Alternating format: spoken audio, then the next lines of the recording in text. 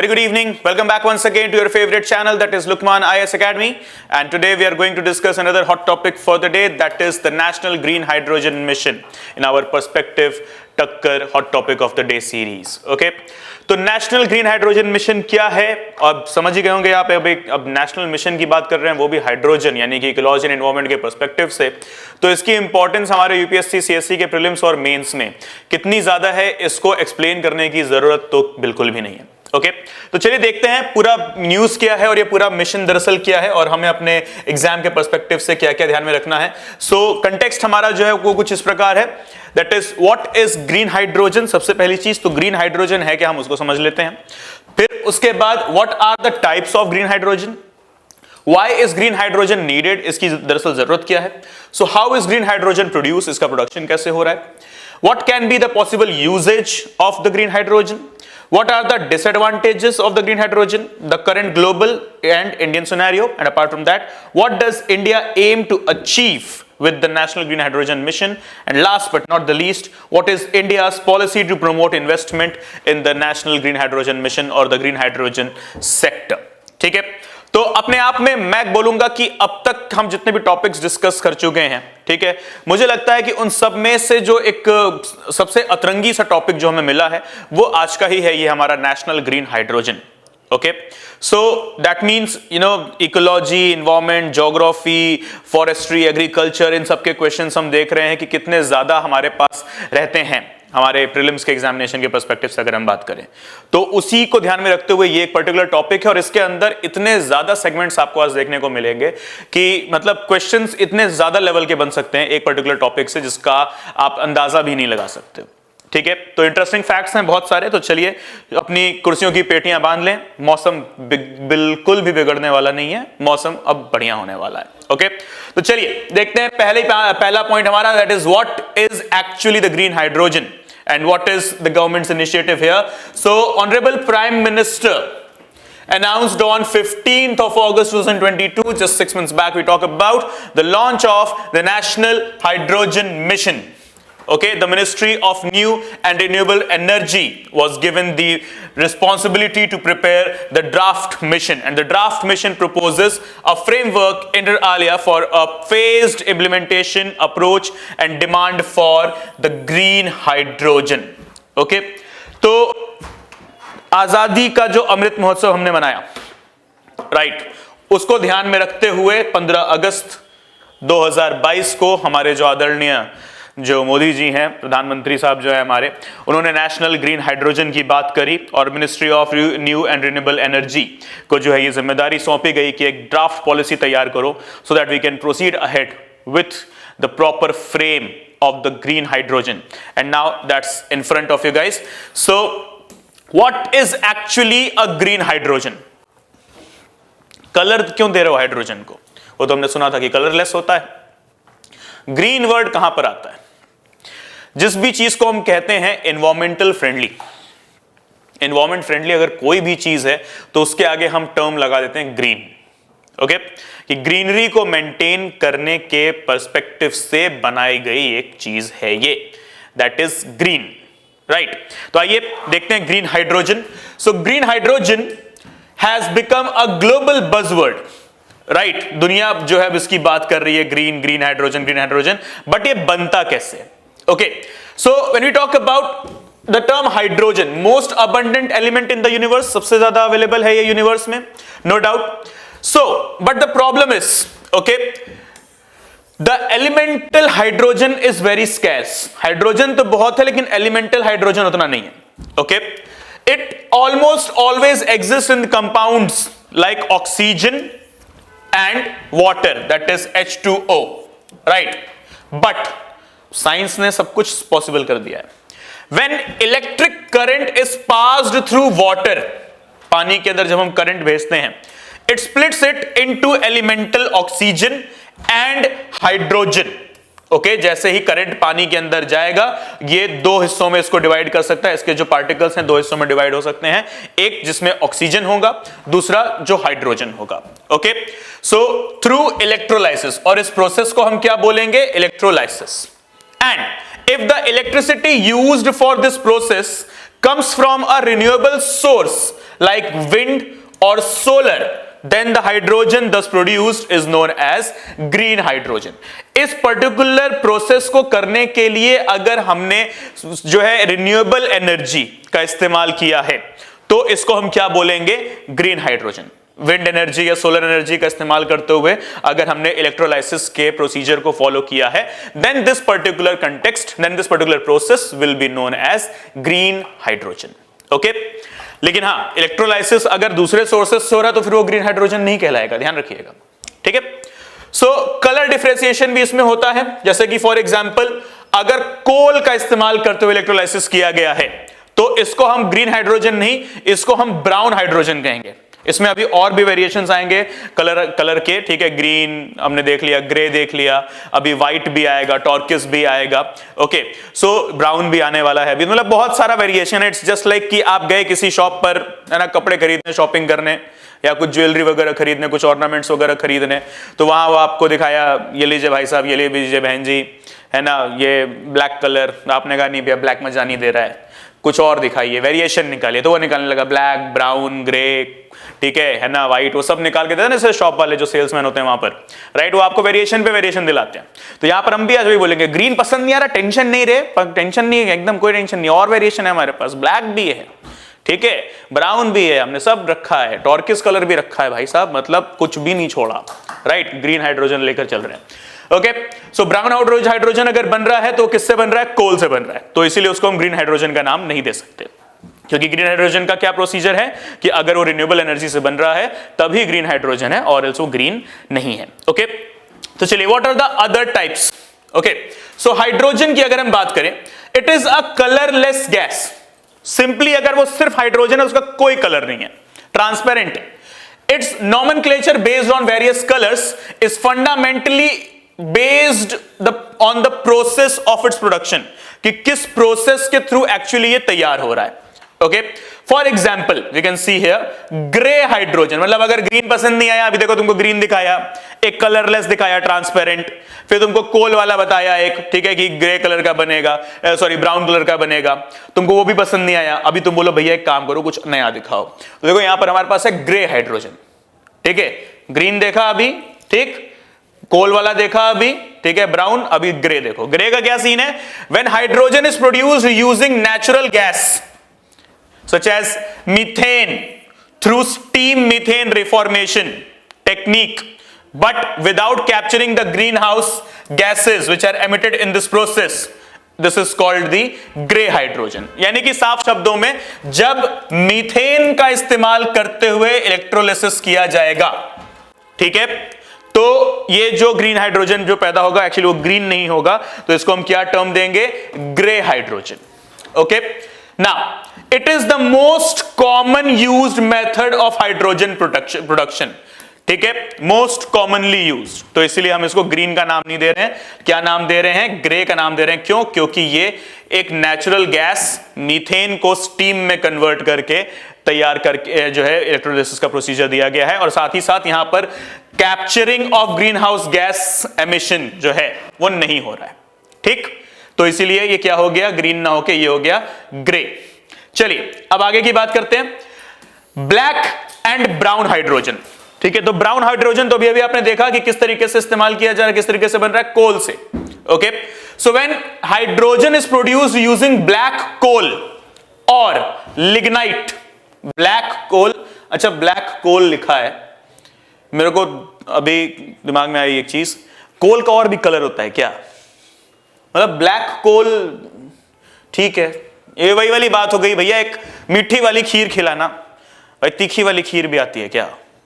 मतलब ये नमक वाली खीर भी आती है, अगर ऐसा होता है तो देखो फिर अलग चीज है, ठीक है, लेकिन वही वाली बात है, कोल के आगे ब्लैक लिख देना मतलब कि यार, मतलब क्या कोल ब्लैक और व्हाइट ब्लू कुछ और भी कोल आता है, पता नहीं। ठीक है, चलो फिर coming to the point, black coal और lignite, okay, that is brown coal, lignite को हम ब्राउन कोल का नाम दे रहे हैं। It is known as black and brown hydrogen. ठीक है, तो कोल से बन रहा है तो ब्राउन, ठीक है, और बाकी लिग्नाइट सॉरी आपका ये ब्लैक कोल से अगर बन रहा है तो ये हो गया आपका ग्रे, ठीक है, और अगर लिग्नाइट से बन रहा है तो ब्लैक।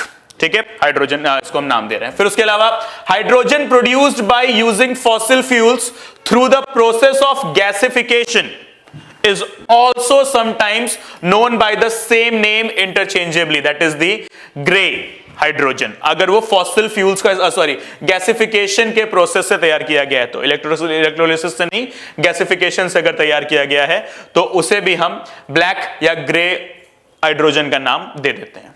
ठीक है, अब उसके अलावा दिस हाइड्रोजन, अगर ये जो गैसिफिकेशन से बना हुआ है, अगर हम इसकी बात करें तो this causes the highest damage to the environment, मतलब मत बनाओ। कहने का मतलब यह है कि बाबू मत बनाओ। ठीक है, चलिए ब्लू हाइड्रोजन पर आते हैं हम। अगला वेरिएशन हमारे पास, ठीक है, ब्लैक देख लिया, ग्रे देख लिया, ग्रीन देख लिया, कुछ पसंद नहीं आया, गैसिफिकेशन वाला भी देख लिया, वो भी पसंद नहीं आया, तो ऐसा है, फाइनल चलते हैं हम अपने ब्लू ऑक्सीजन हाइड्रोजन की तरफ। तो when hydrogen is produced using natural gas through the process of steam, when hydrogen is produced using the natural gas through the process of steam, reforming, bringing together natural gas and heated water in the form of steam, leaving carbon dioxide as its byproduct, and involves carbon capturing and storage as well, that is CCS, it is known as blue hydrogen। ठीक है, ध्यान से देख लीजिए, when hydrogen is produced using natural gas through the process of steam, bringing together natural gas and heated water in the form of steam, leaving carbon dioxide as its byproduct, CO2 जो है इसका byproduct हो गया, and it also captures the carbon and it also stores it as well, that is capturing and storage both, this is known as blue hydrogen। ठीक है, जहां पर carbon को कैप्चर करके स्टोर भी किया जा रहा है, राइट, CCS का प्रोसीजर यहां पर फॉलो हो रहा है, that term is something now the blue hydrogen. Okay, अब किस चीज को यहां पर जो है इस्तेमाल किया जा रहा है, नेचुरल गैस को किसमें कन्वर्ट किया जा रहा है, स्टीम में, और गर्म पानी जो है इसको भी और गर्म किया जा रहा है, इसको भी स्टीम में कन्वर्ट किया जा रहा है, जिसका बाई प्रोडक्ट क्या है, कार्बन डाइऑक्साइड, और इस कार्बन डाइऑक्साइड को कैप्चर और स्टोर दोनों किया जा रहा है। तो ऐसे इन चीजों से बनने वाला जो हाइड्रोजन है उसको हमने क्या नाम दिया, ब्लू हाइड्रोजन। ठीक है, as this process involves carbon capturing and storage, it is often described as the low carbon hydrogen, LCH। Carbon capturing और स्टोरेज जिस भी प्रोसीजर में फॉलो हो रहा है, उस हाइड्रोजन को हम एक नाम और देंगे, that is the low carbon hydrogen. Okay, although it halves the amount of emission but is not completely emission free. Emission इसमें हो रहा है, आधा हो रहा है, लेकिन भाई आधा खत्म कर रहे हो लेकिन आधा कर भी तो रहे हो ना, तो यानी कि पूरी तरीके से एमिशन फ्री नहीं है, तो इसीलिए इसको बहुत ज्यादा सुटेबल हम नाम नहीं दे रहे हैं। Okay, then we have got pink hydrogen. भाई मतलब कलर वेरिएशन खत्म होने से रहे आज।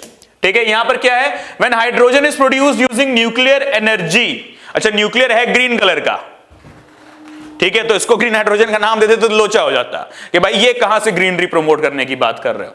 ठीक है, न्यूक्लियर के अगर कलर को देखोगे, उसके प्लूटोनियम यूरेनियम को जब हम कन्वर्ट कर रहे हैं, प्लूटोनियम बना रहे हैं, तो पूरी मतलब डार्क ग्रीन कलर दिख जा रहा है, dark green, algae types, right, उससे ज्यादा ग्रीन और कहां होगा, राइट। लेकिन जब न्यूक्लियर की बात आएगी तो it is not the green hydrogen, it is the pink hydrogen. Okay, it can be referred to as purple or red hydrogen also, मतलब सब कलर ले आओ आज, पर्पल भी इसी में रहेगा, रेड भी इसी में रहेगा, पिंक भी इसी में रहेगा, मतलब कि एकदम जो सबसे खूबसूरत कलर्स हैं पर्पल, रेड और पिंक, है ना, PRP, बस वो यहीं से आ रहे हैं, कहां से, न्यूक्लियर से। और कितना खूबसूरत है न्यूक्लियर, वो जाके किम जोंग से पूछो। ठीक है, तभी तो PRP बहुत पसंद है किम जोंग को। चलिए आगे की बात करते हैं। Turquoise hydrogen, it is a new addition, the latest addition to the hydrogen colour family. Palette, ठीक है, हमारी जो बहनें हैं, भाइयों का तो पैलेट से उतना ज्यादा जो है रिश्ता नाता नहीं होगा, लेकिन हम अगर हमारी जो है बहनों की बात करें, ठीक है, आप सब जो ये सेशन देख रही हैं, ठीक है, तो पैलेट आपके पास जरूर होगा, ठीक है, वो जिसमें कुछ मेकअप वगैरह का सामान वगैरह जो रखा जाता है, या अगर भाइयों अगर मैं आपकी बात करूं तो पैलेट मतलब स्कूल में जो आप वाटर कलर इस्तेमाल करते थे, वो वाटर कलर जिस डिब्बे में रखा जा रहा था उसको आप पैलेट कह सकते हैं। ठीक है ना, तो चलिए कोई बात नहीं, एक नया जो है वोकैबुलरी मिल रहा है हमें। Okay, so it is a new addition to the hydrogen colour palette. Okay, so when hydrogen is produced using the process of methane pyrolysis, it is known as turquoise hydrogen. Okay, जब methane pyrolysis procedure का इस्तेमाल करके hydrogen बनाया जा रहा है, इसको हम क्या कह रहे हैं? Turquoise hydrogen. ठीक है, the process of methane pyrolysis breaks down methane into hydrogen and solid carbon. तो एक जी ध्यान देखिए, जो टर्म है सॉलिड कार्बन आपको किसमें मिल रहा है? सॉलिड कार्बन आपको मिल रहा है टॉर्किस हाइड्रोजन के अंदर। अभी तक सॉलिड कार्बन का टर्म हमने कहीं भी नहीं पढ़ा है, पहली बार हम देख रहे हैं कहां? टॉर्किस हाइड्रोजन के अंदर। Okay, so the carbon can either be buried और used for other purposes, restricting it from escaping into the atmosphere. अब सॉलिड है, right? So this this process can have low carbon emissions as well, right? अब उसके अलावा अगला colour variation भी है हमारे पास, अभी खत्म नहीं हुआ, अभी बाकी, राइट? येलो और व्हाइट आखिरी के दो वेरिएशंस हैं हमारे पास। So yellow hydrogen, it is a relatively new phrase when hydrogen is produced using solar power. अब सन का कलर येलो, ठीक है, तो हमारा ये वाला जो सोलर पावर के थ्रू हमने इलेक्ट्रोलाइसिस करके हाइड्रोजन तैयार किया, उसको हमने क्या नाम दे दिया? Yellow hydrogen. ठीक, नाउ अब दिमाग में आएगा कि भाई इसको तो फिर हम जो है, अब सोलर एनर्जी है तो इसको भी तो हम ग्रीन हाइड्रोजन कह सकते हैं। हाँ बिल्कुल कह सकते हैं, ठीक है। ग्रीन हाइड्रोजन के अंदर का दूसरा सब पार्ट बनेगा हमारा येलो हाइड्रोजन। तो green hydrogen is directly related to the yellow hydrogen. Why? Because green hydrogen term कहां इस्तेमाल हो रहा है? जब रिन्यूएबल एनर्जी का इस्तेमाल करके इलेक्ट्रोलाइसिस किया जा रहा है। तो यहां पर भी क्या है? इलेक्ट्रोलाइसिस का इस्तेमाल, renewable energy and solar energy is the very wonderful concept और very wonderful example of the renewable energy. Okay, तो yellow hydrogen is directly correlated to the green hydrogen. Then white hydrogen, अब white की हम बात करें अगर, so naturally occurring geological hydrogen that is found underground in the deposits and created through fracking is known as white hydrogen। मतलब साफ शब्दों में अगर हम बोलें, नेचुरली जमीन के नीचे से हमें जो हाइड्रोजन मिल रहा है उसको हम क्या नाम देंगे? Green hydrogen. दैट्स इट, ठीक है। Naturally, sorry, white hydrogen, that's it. Okay, so जमीन के अंदर से मिल रहा है व्हाइट, सन से मिल रहा है येलो, न्यूक्लियर से मिल रहा है पिंक। ओके, फिर उसके बाद अगर हमें जो है मीथेन पायरोलाइसिस से मिल रहा है तो टॉर्किस। देन ब्लू हमें कहां से मिल रहा है? जब हम ब्लू की बात करें तो हम स्टीम का इस्तेमाल कर रहे हैं, नेचुरल गैस को और पानी को जो हम स्टीम में कन्वर्ट कर रहे हैं उसके थ्रू हाइड्रोलाइसिस कर रहे हैं, जहां पे कार्बन बाय प्रोडक्ट के तौर पर मिल रहा है, तो वो हो गया हमारा blue hydrogen. Okay guys, so these are the colour variation. तो कलर वेरिएशन हाइड्रोजन का यही फिलहाल खत्म होता है। अब व्हाई ग्रीन हाइड्रोजन? अब मुझे लगता है कि एक ऐसा क्वेश्चन है जिस पर हम सब थीसिस कर सकते हैं, ठीक है, बहुत आराम से इस पर आंसर लिखा जा सकता है। What is the need of green hydrogen? अरे लिखो ना, Rio de Janeiro, Kyoto protocol, Geneva convention, COP 21, COP 22। Okay, सब किस लिए हो रहा है? या एनवायरमेंटल प्रोटेक्शन एक्ट की हम बात कर लें, राइट, या हम नेशनल ग्रीन ट्रिब्यूनल की बात कर लें। अब फिर उसमें आ गया national green mission, national green hydrogen, ठीक है। What is the need of hydrogen? जरूरत क्या है? तो अगर हम अपने प्राइम मिनिस्टर साहब की बात करें, so national green hydrogen mission, उनका ट्वीट है, which the union cabinet approved today is a landmark step towards sustainable development। United Nations की बात कर दी हमने घुमा फिरा के।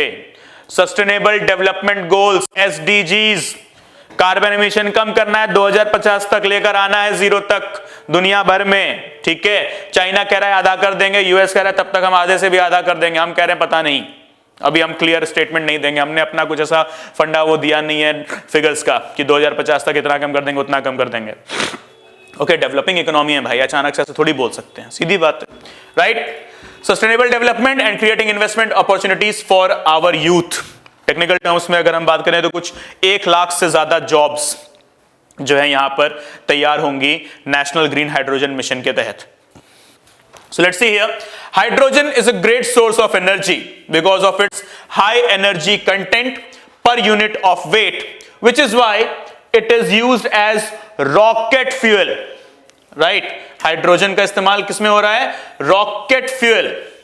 So green hydrogen in particular is one of the cleanest sources of energy with close to zero emission. Zero emission, देखो जहां कार्बन की बात आ गई जीरो, भूटान को तुम नाम नहीं लोगे माता रानी पाप लगाएंगी। ठीक है, भूटान का नाम लेना यहां जरूरी है। कार्बन एमिशन माइनस में चल रहा है वहां, कार्बन नेगेटिव कंट्री, राइट। तो zero emission, it can be used in fuel cells for cars or in the energy guzzling industries like fertilizers and steel manufacturing। तो हम बात कर रहे हैं, एक स्कीम है इंडियन गवर्नमेंट की, एक्चुअली स्कीम भी इसको क्या बोले, एक पॉलिसी है, राइट। पॉलिसी की हम बात करें तो बड़ी फेमस पॉलिसी, उसका नाम ही है फेम, FAME, राइट। पॉलिसी का नाम ही अपने आप में फेम, ओके। तो अब ये किस लिए है? For electrification of the vehicles.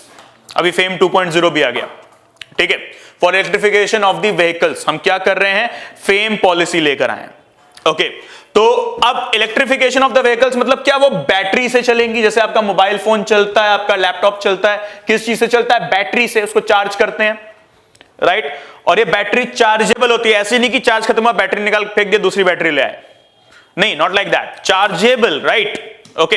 तो यहां पर भी क्या है? फ्यूल सेल्स, चार्जेबल बैटरी बोले तो fuel cells, where in the cars. उसके अलावा जहां पर बहुत ज्यादा एनर्जी का रिक्वायरमेंट होता है प्रोडक्शन के लिए, like fertiliser and steel industry, तो वहां पर ग्रीन हाइड्रोजन जो है एक बहुत ही wonderful substitute of energy supply which is providing zero emission of carbon can be a very biggest gift ever to the mankind, to the sustainable development of the human race, okay, that is without troubling or hindering the environment and ecology, right। so चलिए आगे की बात देखते हैं। Countries across the world are working on building green hydrogen capacity as it can ensure energy security and also help in cutting carbon emissions। तो हम ही नहीं, दुनिया भर की तमाम कंट्रीज जो हैं वो इस पर काम कर रही है। आइए देखते हैं कहानी इसकी। So when you talk about approximately 70 million metric tons per year, 70 million then metric ton per year of hydrogen are already produced globally, right, for its use in oil refining, ammonia production, steel manufacturing, chemical and fertilizer production, food processing, metallurgy and furthermore. However, various estimates say that hydrogen production for these usages is currently responsible for more than 2% of the global CO2 emissions, because actually में सब जगह green hydrogen का इस्तेमाल नहीं हो रहा है, कहीं ब्लू हाइड्रोजन भी इस्तेमाल हो रहा है, तो क्या पता कोई जो है पिंक हाइड्रोजन भी इस्तेमाल कर रहा हो। As per the IEA, international energy agency, of 2000 report of 2019 estimates that global energy demand will increase by 25% and 30%, 25 to 30% by 2040। 30% तक ग्लोबल एनर्जी डिमांड जो है बढ़ जाएगा 2040 तक। Let's go to the international relations, that's where Russia is targeting. Russia knows very well that आज नहीं तो कल, ये तो थोड़ा काफी ऐसा मिल गया, that Russia knows very well कि आज नहीं तो कल वर्ल्ड वॉर तो होनी, और इस वर्ल्ड वॉर में छोटी मोटी कंट्रीज का उतना नुकसान नहीं होगा जितना इन सुपर पावर्स का होगा, जितना अमेरिका का होगा, जितना चाइना का होगा, जितना रशिया का खुद का होगा, जितना इंग्लैंड, फ्रांस और हमारा इंडिया का होगा, ठीक है। बाकी यूरोप की जो छोटी मोटी कंट्रीज हैं, अफ्रीका की जो कंट्रीज हैं, लैटिन अमेरिकन कंट्रीज जो हैं, या माइक्रो एशियन नेशंस जो हैं, या जो आइलैंड नेशंस हैं, उनको उतना, क्योंकि जितना उतना है ही नहीं तो लॉस क्या होगा, ठीक है। जिसके पास जितना होगा उतना लॉस होगा। अगर आप रशिया के प्रेजेंट वॉर एफर्ट्स या वॉर प्रोटेक्शन एफर्ट्स की बात करो तो उसके जो बॉम्ब टनल्स थे जो वर्ल्ड वॉर 2 के दौरान बनाए गए थे, वर्ल्ड वॉर 1 और वर्ल्ड वॉर 2 के दौरान जो यूएसएसआर ने जो बॉम्ब टनल्स बनाए थे जहां पर अंदर सिविलियंस को छुपा कर रखा जा सकता है in the course of bombardment, right, उसने अचानक से खोल दिया।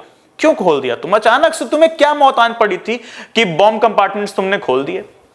हाँ, कि अगर न्यूक्लियर अटैक भी हो जाए तो उसने थोड़ा बंकर टाइप का बना रखा है, जो है बैरक्स जो वहां पे, सॉरी बंकर्स जो वहां पे हैं, बॉम्ब कंपार्टमेंट्स जो है एक्चुअली बंकर टाइप के, कि बाहर न्यूक्लियर अटैक भी हो जाए तो अंदर दिक्कत नहीं होगी, वो इतना स्ट्रांग है। जो बंद पड़े थे जमानों से, कोल्ड वॉर के एरा से बंद पड़े थे, अचानक से खोल दिया इसने, क्यों पता नहीं। सडनली तो खैर नहीं बोलेंगे, लेकिन हां इसको अभी पीक पर पहुंचा दिया है। जितने भी स्कूल किड्स हैं रशिया के अंदर, उसने इजराइल मॉडल को फॉलो कर रखा है। सबको 2-2 साल 3-3 साल की मिलिट्री ट्रेनिंग मैंडेटरी कर दी, क्यों पता नहीं, अचानक से वेरी सडनली। डिफेंस बजट अपना बढ़ा दिया, जो डिफेंस प्रोडक्ट्स हैं उनका प्रोडक्शन बढ़ा दिया, उनका एक्सपोर्ट कम कर दिया। अगर आप देखो तो Russian government has decreased its exports in the defence products, अपने पास रख रहा है सब। काहे को? Russia knows it very well that what I am doing in Ukraine, what I have done with Crimea and what I will be doing inside the territories of Afghanistan will spark up a large scale war on the global level, World War III, that will end, right? और उसी तैयारी में Russia लग चुका है, क्योंकि उसको पता है कि आज नहीं तो कल अमेरिका तालिबान से हाथ मिलाएगा, अमेरिका तालिबान से हाथ मिलाएगा और सीधे अब काम करेगा चाइना और रशिया के खिलाफ। रशिया और चाइना ये होने नहीं देंगे। अफगानिस्तान के अंदर मौजूद, या अफगानिस्तान और पाकिस्तान यानी कि बलूचिस्तान रीजन के अंदर जो मौजूद नेचुरल रिसोर्सेज हैं, इनका एक्सकवेशन करके अपनी इंडस्ट्री में लगाकर पैसा निकालेंगे, पैसा बनाएंगे, और उस पैसे का इस्तेमाल ये करेंगे सबसे पहले अपनी मिलिट्री और मिलिट्री के आर्म्स एंड वेपन्स एमिनिशन को स्ट्रॉन्ग करने में। और यही चीज रशिया नहीं होने देगा। और इससे पहले कि अमेरिका अफगानिस्तान के अंदर या न्यू क्वाड का इस्तेमाल करते हुए कोई एंटी रशियन या एंटी चाइनीज एक्टिविटीज स्टार्ट करे, उससे पहले रशिया यहां पर हमला करेगा, शायद हमला करेगा, या हो सकता है कोई डिप्लोमेटिक डील निकाल ले। हमला करेगा तो रशिया कहलाएगा वर्ल्ड वॉर 3 का स्टार्टर, डिप्लोमेटिक डील करेगा तो फिर बाय डिफॉल्ट यूनाइटेड स्टेट्स कहलाएगा वर्ल्ड वॉर 3 का स्टार्टर, जहां पर स्पार्किंग इवेंट जब आज से 100-150 साल बाद, 200 साल बाद जब इतिहास दोबारा लिखा जाएगा, अगर कुछ बचा तो, जैसे हम वर्ल्ड वॉर 1 और 2 की हिस्ट्री पढ़ रहे हैं, राइट, तो अगर ये वर्ल्ड वॉर 3 के बाद कुछ बचा और इतिहास दोबारा लिखा गया तो यही कहानी होगी। World war 3 was started by United States of America because of Russian attack और because of the Russian diplomacy, और may be the world war 3 was started by the country of Russia in contrast with or in support with the country of China. Why? Because of the attack or because of the treaty signed between America and Afghanistan.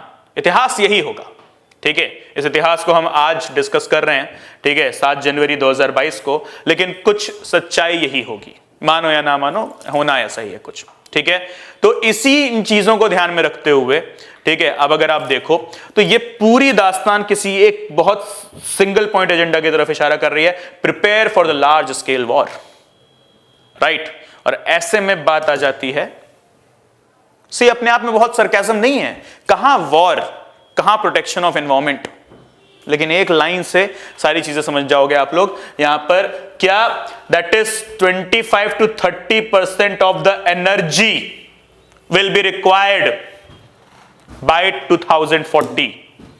Energy supply चाहिए, और यहीं Russia काम कर रहा है। उसने energy supply नहीं रोका। नॉर्थ स्ट्रीम 2 गैस पाइपलाइन की बात करी जर्मनी ने कि साइन कर लो हमारे साथ वॉर के दौरान, और रशिया बोला अभी तुरंत नेकी और पूछ ये लो ना। रशिया फोन कर रहा है, भाई तापी का क्या हुआ, तुर्कमेनिस्तान अफगानिस्तान पाकिस्तान इंडिया वाला गैस पाइपलाइन चालू करना, हम आ रहे हैं, टेंशन क्यों ले रहे हो।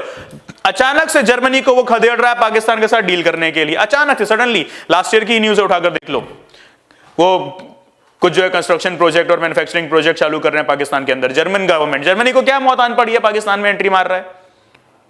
भाई जियोपॉलिटिक्स में तुम साइलेंट प्लेयर हो, हिटलर के जाने के बाद तुम्हारा कोई बोलबाला है नहीं, बर्लिन वॉल जब से गिर रही है तुमको कोई पूछ नहीं रहा है, ठीक है। कोल्ड वॉर में यूएस ने और यूएसएसआर ने अपना जो है दबदबा मचाई रखा है, तब why are you active here suddenly, right, okay, nothing. बोल रहे हैं शब्द किसी और के, यानी कि रशियंस के, okay, and they are preparing for the war, they know it very well कि आज नहीं कल होनी है, ओके, और ये डेटा कुछ उसी तरफ इशारा कर रहा है, राइट? ओके, तो चलिए आगे बढ़ते हैं। सो how is green hydrogen produce? तो हमने बात इस पर ऑलरेडी करी ली है। इलेक्ट्रोलाइसिस, जिसको हम कह रहे हैं, प्रोसीजर का नाम है इलेक्ट्रोलाइसिस। ये क्या करेगा? ये पानी के अंदर करंट छोड़ा जाएगा। जैसे ही करंट पानी के अंदर जाएगा, जो वाटर मॉलिक्यूल्स हैं वो स्प्लिट होंगे, ठीक है? एक निकलेगा हाइड्रोजन बन के, एक निकलेगा ऑक्सीजन बन के, ठीक है? तो इसके थ्रू हम तैयार कर रहे हैं क्या? Green hydrogen. ओके, अब रिन्यूएबल एनर्जी के थ्रू अगर तैयार हो रहा है, इलेक्ट्रोलाइसिस अगर रिन्यूएबल एनर्जी के थ्रू किया जा रहा है तो ग्रीन है, नहीं तो black, brown, grey, pink, turquoise, yellow, white, भाई तमाम वेरिएशन दिए गए हैं आपको, ठीक है? चलिए तो आगे बढ़ते हैं। What can be the possible uses of green hydrogen? तो सबको पता है what can be the possible usage.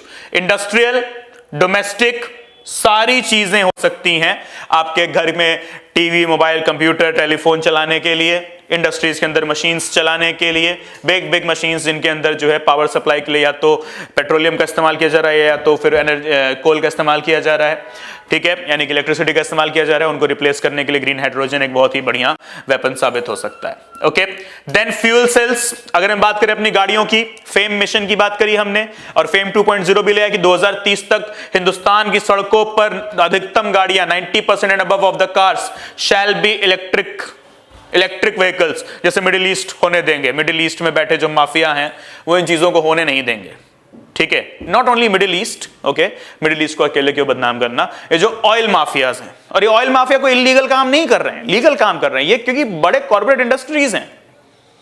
हमें क्या लगता है कि क्या साइंस एंड टेक्नोलॉजी इतना आगे नहीं बढ़ा है कि पेट्रोल को हटाकर, डीजल को हटाकर इंजन तैयार कर दें जो पानी पर चले या जो है, या जो गैस पर चले? एलपीजी बना ना, सीएनजी से चला रहे हो ना गाड़ियां, तो क्यों नहीं ये सब बाइक वाइक में लग जा रहा है? क्यों नहीं ट्रकों में लग जा रहा है? ये सब लग जाएगा तो तेल के जो कुएं हैं वो फिर काम कहां आएंगे?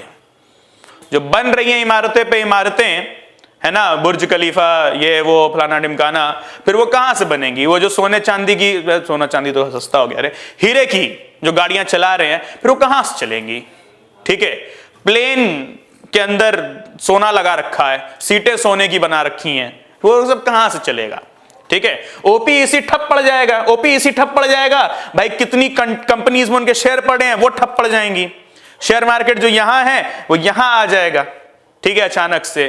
तो क्रूड ऑयल का जो प्रोडक्शन है वो भले इन्वायरमेंट को नुकसान पहुंचाता हो, लेकिन इंसानों की देखो जिंदगियों को तो बहुत जो है आराम करवा रहा है, सही शब्दों में बोले तो अय्याशी करवा रहा है, ठीक है, बढ़िया से, right?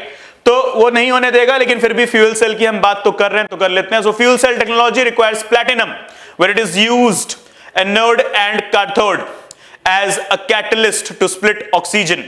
Thus, platinum being an expensive material adds to the cost of fuel cells.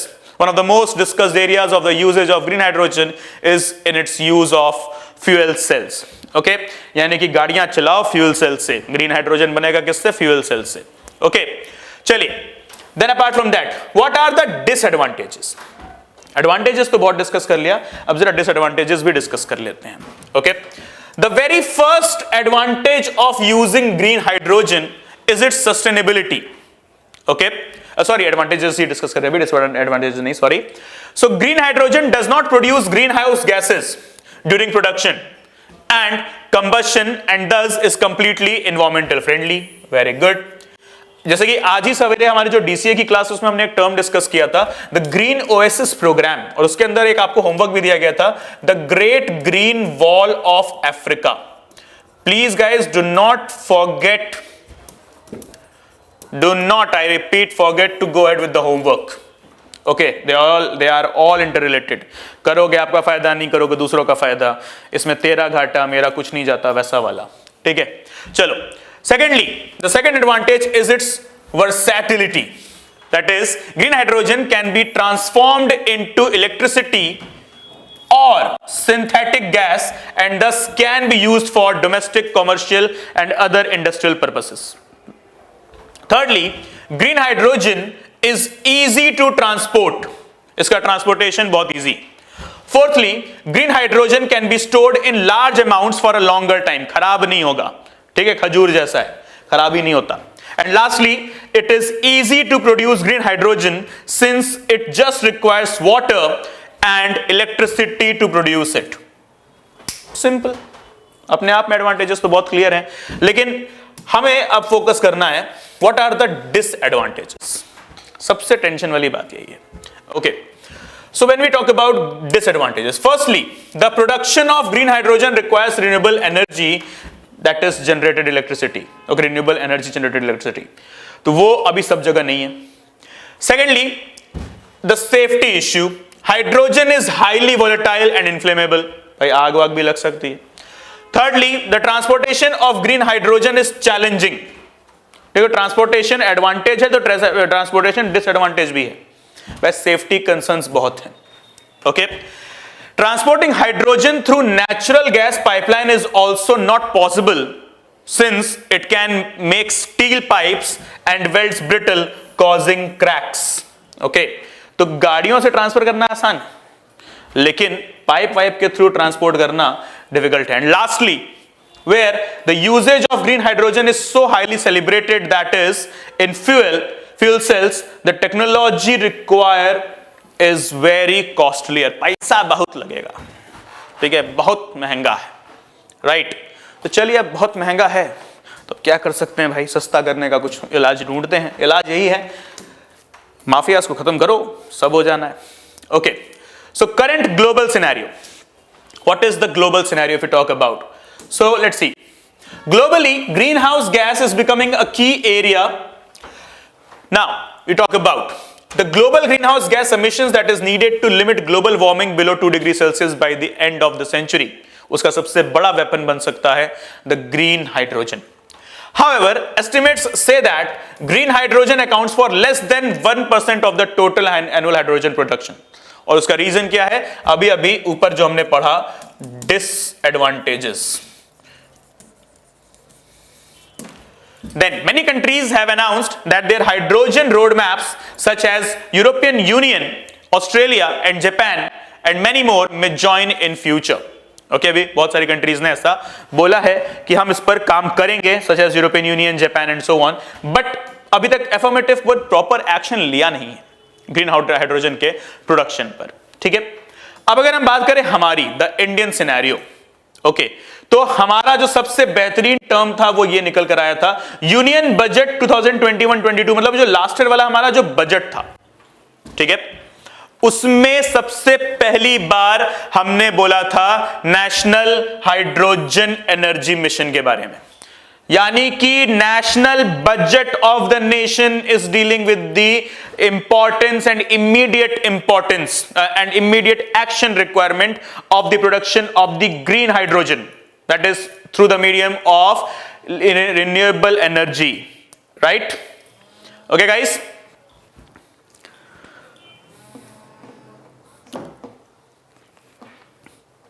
चलिए तो आगे बढ़ते हैं. What does India aim to achieve with the National Green Hydrogen Mission? तो अगर हम बात करें 5 million metric tons per annum कि एनर्जी रिक्वायरमेंट की हम बात कर रहे हैं, एनर्जी प्रोडक्शन की हम बात कर रहे हैं. ओके, पहली चीज ना 125 गीगावाट्स प्रोडक्शन हो जाना चाहिए 2030 तक, राइट. और उसके लिए हम क्या बात कर रहे हैं, 8 लाख करोड़ की टोटल लागत हम लगा रहे हैं, जिसमें से हम बात कर रहे हैं कि कम से कम 6 lakh jobs, 6 lakhs of the jobs will be generated. Okay, so ये है एक खूबसूरत दास्तान इंडिया के सिनेरियो के पर्सपेक्टिव, इंडिया के सिनेरियो की अगर हम बात करें with regard to the national green hydrogen mission. ठीक है, so this is all guys. I hope everything is clear, okay, from the perspective of the National Green Hydrogen Mission. See you all soon. That's it with the session right now. See you all soon in our rapid MCQ series based on current affairs, 10 MCQs based on current affairs. That's it with the perspective Takkar hot topic for the day. See you all very soon. Bye bye. Take care, study well and Jai Hind.